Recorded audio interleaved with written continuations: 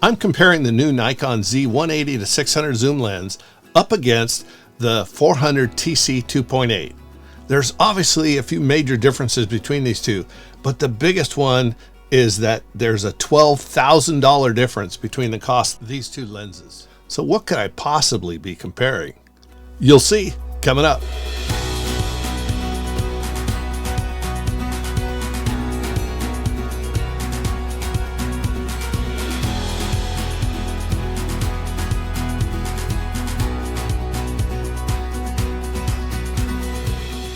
Hi, Terry Vanderheiden here. I'm a full-time professional photographer, and I'm lucky enough to have my hands on both of these great lenses at the same time. So I thought I'd do some head-to-head comparisons. A bit about my testing. I'm using two Nikon Z9 camera bodies. Both rigs are on tripods when appropriate, and both are running firmware 4.1. Both cameras will have the same settings on them whenever possible. Now for my wildlife photography, my go-to lens is the 400 f2.8 TC.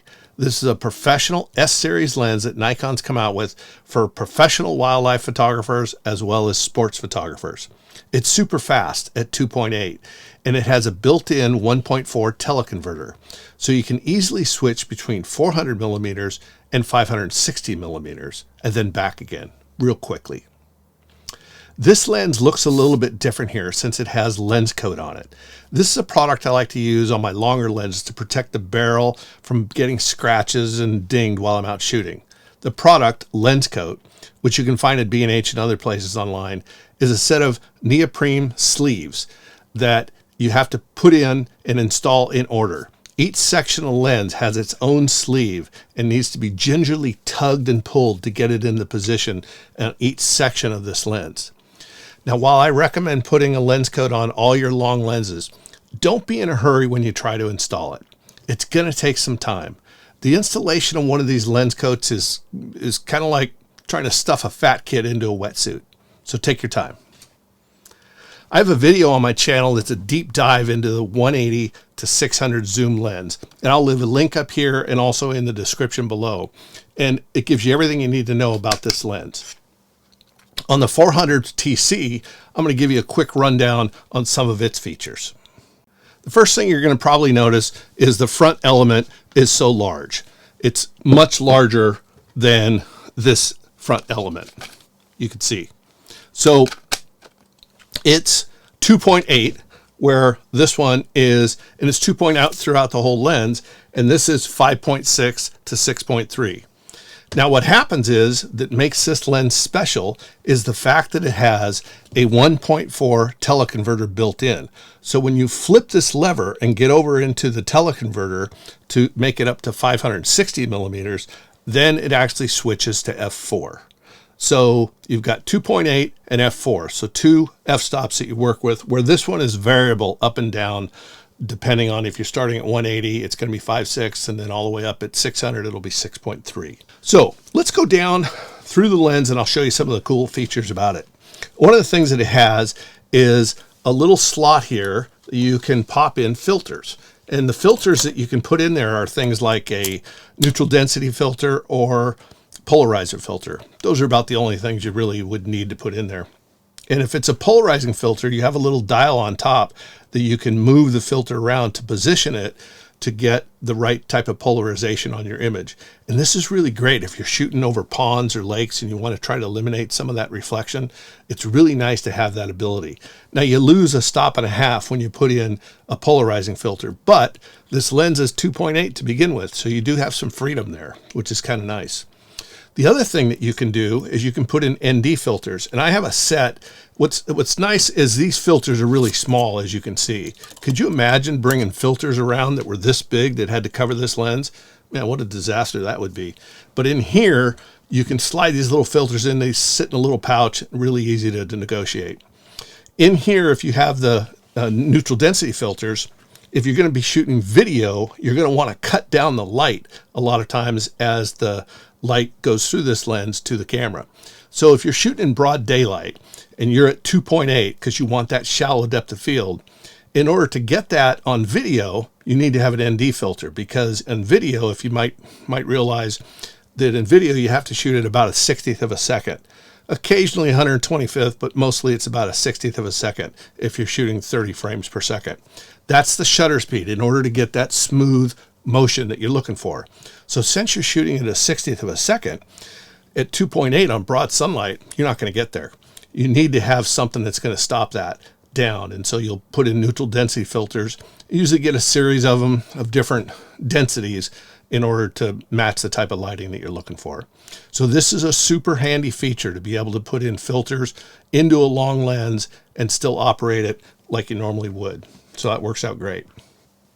So also on the front is this lever here, of course, which goes from the teleconverter. It flips from 400 up to 560, and that's how long it takes, just a little flip. It also has a lock here if you want to lock it in, your changes. So that is a really cool feature to be able to go from 400 and then boop, get out there to 560 millimeters when you need it. The next thing this camera has on it is, these are pretty typical, and this lens actually has these things in it as well. It's the autofocus and manual button, as well as the full and limited of your focus. The focus limiter, I have a video online that shows how that actually works, so you can check that out. I'll leave a link, but it's a way that you can limit the focus to the far reaches so that your camera doesn't search for a focus on something that's too close. It'd be nice if Nikon would also give you the option to focus on close things and not far away things, but that's probably yet to come. So those features are on there. You also have an LFN button, which is a button that you can program, and that button programs to whatever it is you want. There's a whole long list of things that you can program it to that are functions through your camera. That's how you program it, and you can program it to do whatever it is you want. So going down the lens, you got your focus, which is a really nice, easy to find, especially if you're looking through the lens and you want to tweak the focus a little bit. Real simple to reach up, feel it, and adjust it. The next section down is this control ring. And a control ring is another programmable ring that you program through the camera. But this ring, like most control rings, and in fact, this lens has a control ring on it as well. It's very limited to what you can program it to. Most people program it to aperture or ISO. You can change your ISO quickly on something like that. Those are the main things that most people use this control ring for. So one other thing on the front of the lens that's pretty slick is this little button here. And that button there is a focus grabbing button. So let's say you're focusing on you're photographing birds and you've got a branch where they consistently land on it. Well, you can grab a focus on that and then press this button, and that'll lock that focus into memory right there. And then when the bird flies away, you can start hunting around looking for different things. As you look at different things, let's say that bird flies back and you want to get right back there and want to start shooting. The simple way is that you've programmed that distance there. You just turn this front dial. All it does is just a simple little click. It doesn't go very far, just like about a quarter of an inch or so. That dial will then zip you back to focus right to wherever it is you put that memory in focus. So it's a pretty cool feature to have memory focus and be able to get to it real simply. Also up here are some LFN buttons that you can program. Again, there are 4 of them, but they all do the same thing. It's only the idea of having the convenience of having them on different sides. It's not like you get 4 different things that you can program it to. So that's pretty much it on this lens and how it compares. We're going to get into that. Now, since I have both lenses, I'm going to do some side-by-side comparisons of these two lenses. But first, I want to address the difference between 600 millimeters, which is the maximum on the zoom, and then 560 millimeters, which is the maximum on the 400 TC. So when you engage the TC of the 400 2.8 lens, the 1.4 converter drops into place and you're essentially shooting at 560 millimeters at f4. This is not quite as versatile as a zoom lens, where you have all kinds of focal length choices, but it is pretty cool compared to what regular primes are. Normally what will happen is you're out in the field, you got to get a teleconverter, you're trying to screw it on, you're holding the camera, you got action going on, you're trying to get closer. It's a pain. This little button is all it takes to flip between the two and get your teleconverter to zoom you out to 560 millimeters. And both lenses are focused on the same subject. The difference between 600 millimeters and 560 millimeters really isn't that much. I photographed some samples here to see how much closer I'd have to get when I was limited to 560 millimeters as opposed to the 600 millimeters this lens could get. The reality is that the difference between 560 millimeters and 600 millimeters simply means you have to be physically closer to the subject using the 560 millimeters than you would be if you're using 600. So what I found out was kind of surprising. So when I was working with these lenses, I was working in a close distance. So I was photographing some birds that didn't mind me being too close. So I was about 15 feet away. So at 15 feet, I had to be only 8 inches closer to the subject to make sure I had the same enlargement that I would have had at 600 millimeters using this lens to this. So now when I went out to 60 feet, I found that the difference between the 600 and 560 millimeters is that you needed to be 3 feet closer to get the same enlargement in the viewfinder. The bottom line is that in the real world difference between 560 millimeters and 600 millimeters just isn't that much. Next in my testing, I shot the zoom lens set on 560 millimeters instead of all the way racked out to 600. So that way we could look at images side by side and see the maximum capabilities of each lens. Let's take a look at some of the similarities and the differences here on the computer. I also took a moment to weigh these two lenses. Now this is just the lens that I'm weighing here. So any additional products that you add onto your lens might change the actual weight that you come with. This 400 2.8 TC doesn't come, surprisingly with Nikon, doesn't come with a Arca Swiss foot. You know, $14,000, you can't get an Arca Swiss foot put on. So you have to buy it aftermarket. So that's going to cost you a little bit more, but this is a Kirk foot that I got from them. I also added a strap to the lens. I'm hoping that one of the subscribers, Larry, will really like the fact that I have a strap on the lens. Of course, this is a $14,000 lens, so you want to be as protecting as you can. So this one came in at 7.5 pounds or 3.4 kilograms. And the 180-600 zoom came in at 4.1 pounds or 2.3 kilograms. And this is just for the lens only. If you like this kind of content, let me know in the comments below, or you can always email me at terry@imagelight.com. Also, it'd be great if you hit the like button and make sure to subscribe and hit the little bell so you can be reminded of my next video. Now, if you're interested in supporting this channel and improving your wildlife photography, pick up a copy of my book, Razor Sharp Nature Photography. It's an instantly downloadable ebook that covers one subject, sharpness. Sharpness in your wildlife images and sharpness in your landscape images. Now it's only available at my website at imagelight.com. Just go to the digital products page and start making sharper images right away. I'll leave a link in the description below for that too. All right, so we're here in Lightroom and we're going to take a look at a couple of images. So one of the things that I tried to do was keep some consistency between the shots that we did between the images. So let's take a look at this one here. This is shot at 1/1000th of a second at f6.3, not f4, at 1/1000th of a second. So I was trying to make sure that these were similar in terms of their shots. So as we look at both of these together, we'll see that they're both shot at 1/1000th of a second, 6.3, and ISO 1000. Okay, so this is the zoom lens is backed off to 560 millimeters to match the maximum capability of the 400 TC, and that's 560. So these are similar as we look at them. So let's zoom these up. Now this is extreme zoom, but you can look and see that there's a lot of little hairs that are visible on the this image here from the 400. And if we go over here, look at that, you can still see the same hairs over there.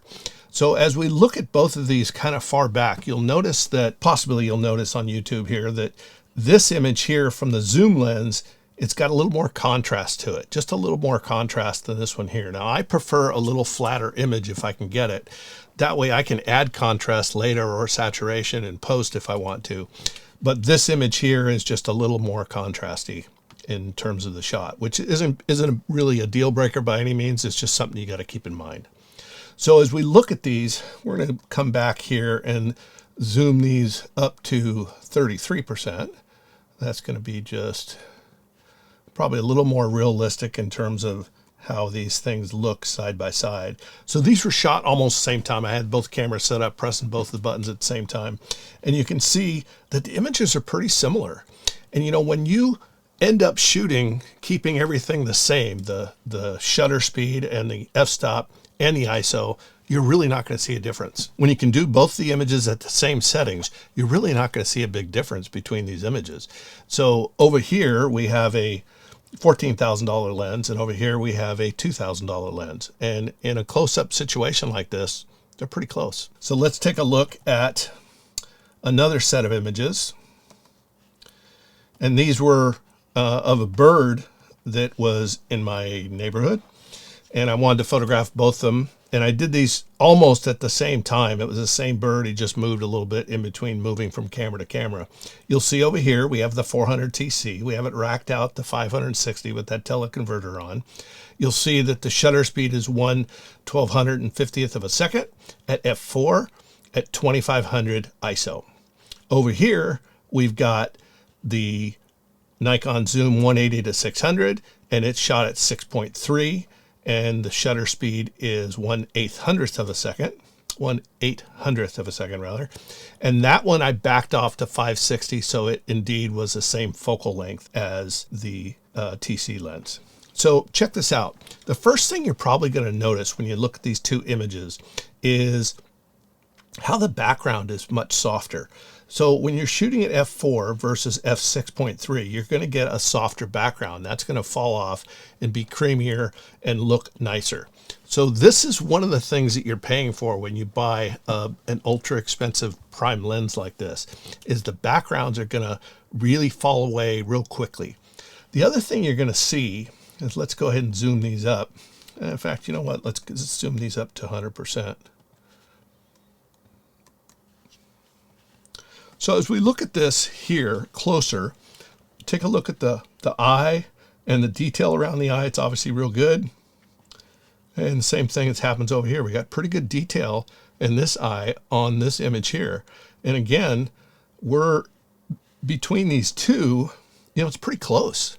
You know, for such a difference in cost, it's pretty close. But here's where the prime lens starts to make a wider difference. If we go in here and we zoom up to 200%,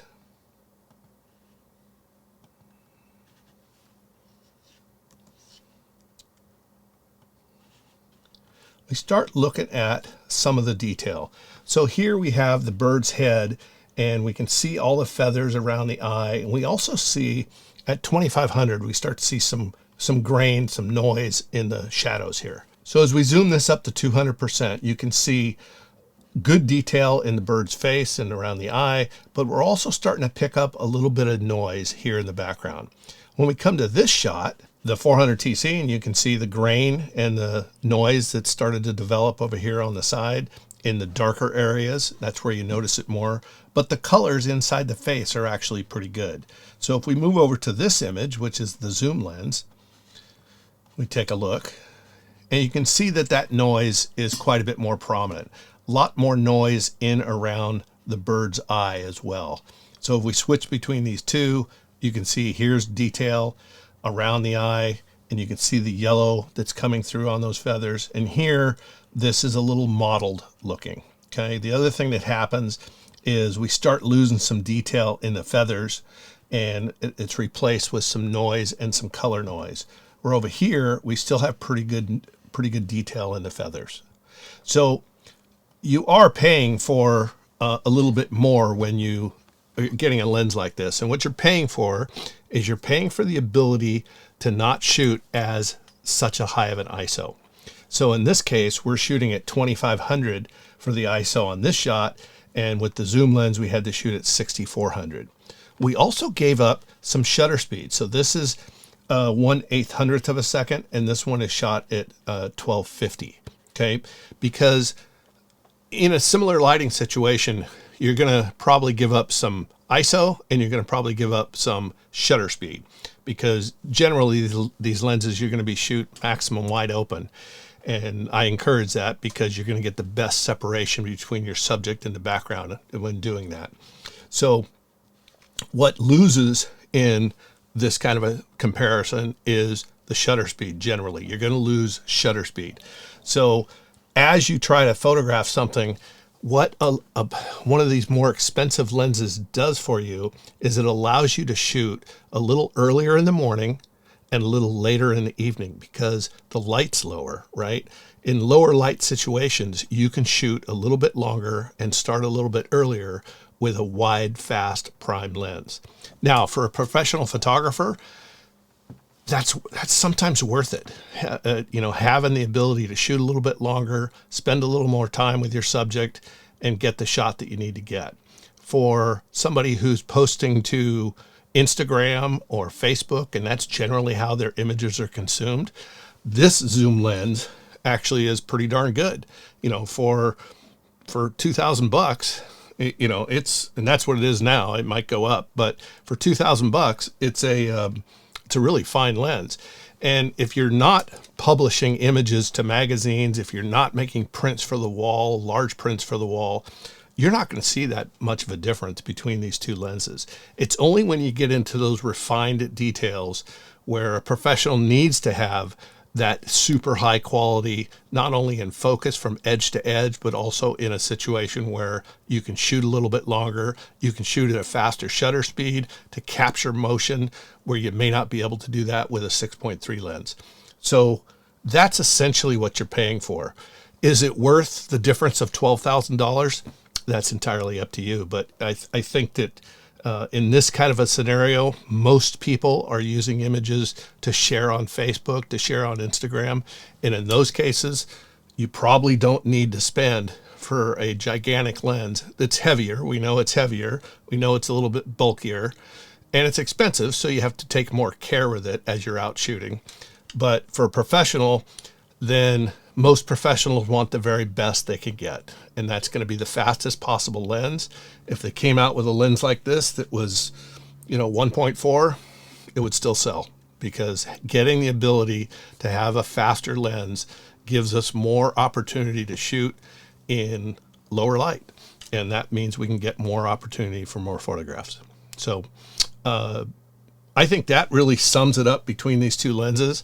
I'm very impressed with this zoom lens and as far as how it stands up in terms of quality, but I also really like this 400 2.8 TC. And I think, if there was no difference in the price, obviously I'd get this one, but there is a difference in the price. So you got to make that decision for yourself. That's all I have on these two lenses. If you have any questions, go ahead and leave them in the comments. So until next time, this is Terry Vanderheiden.